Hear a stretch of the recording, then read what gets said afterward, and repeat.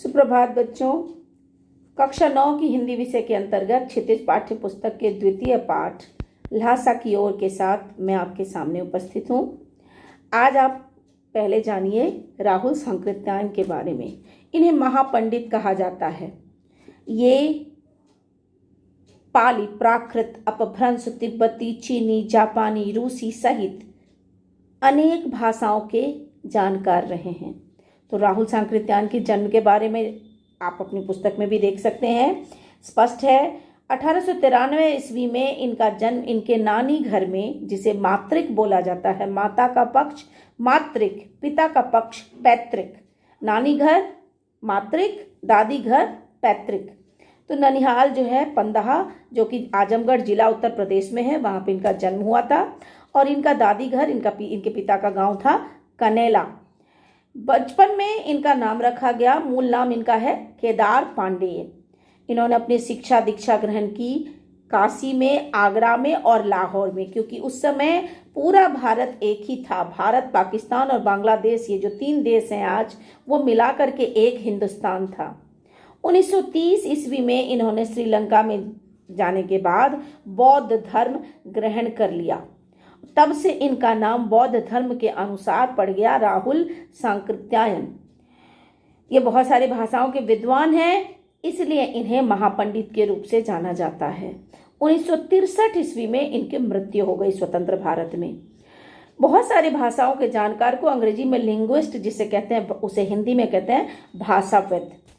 इन्होंने बहुत सारी रचनाएं की। ये महान विद्वान थे।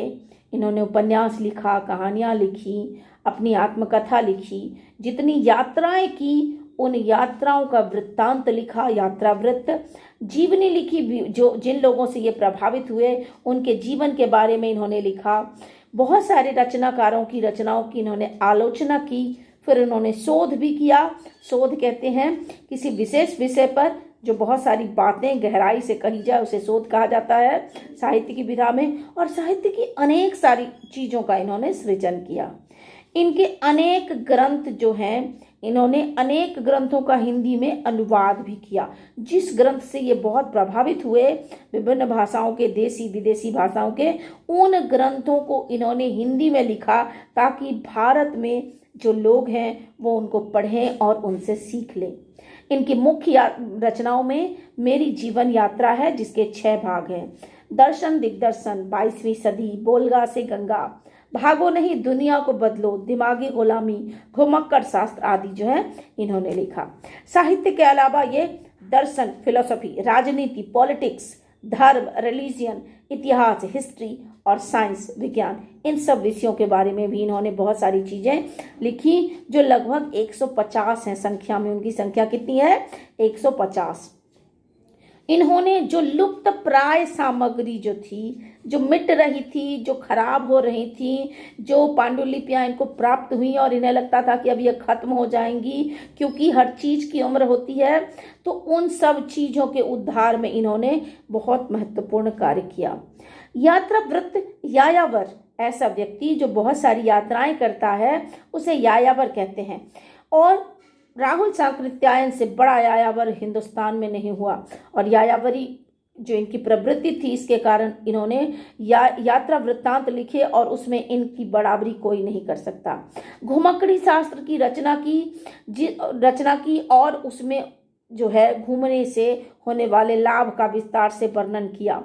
ये जितनी भी यात्राएं करते थे उनकी यात्रा का उद्देश्य भी बताते थे।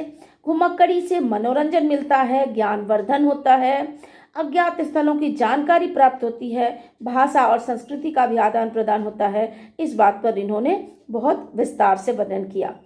इन्होंने विभिन्न स्थानों की भौगोलिक स्थितियों का भी और वहाँ के जन जीवन, वहाँ की संस्कृति, सभ्यता की सुंदर झांकी प्रस्तुत की है, जो कि आप ल्हासा की और पाठ में जब मैं पढ़ाऊंगी, अगले वीडियो में ल्हासा की और चैप्टर स्टार्ट करूंगी, तो उसमें आप देखेंगे। क्योंकि ये इनकी यात्रा 1929 और 30 ईस्वी में जब इन्होंने तिब्बत की यात्रा की थी, तो उससे संबंधित है।